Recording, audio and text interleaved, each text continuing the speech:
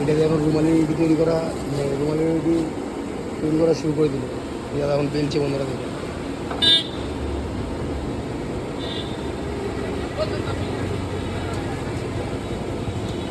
দাদা বেলছে বন্ধুরা দেখে।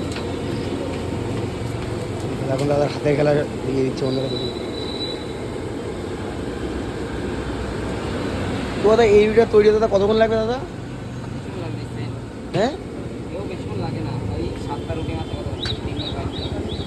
দেখতে পাচ্ছেন দাদা বলছে এই রুটি তৈরি করতে বেশি লাগে না।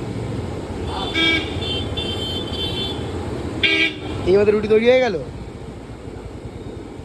ওখানে তৈরি হয়নি বন্ধুরা, একটু বাকি তৈরি হতে।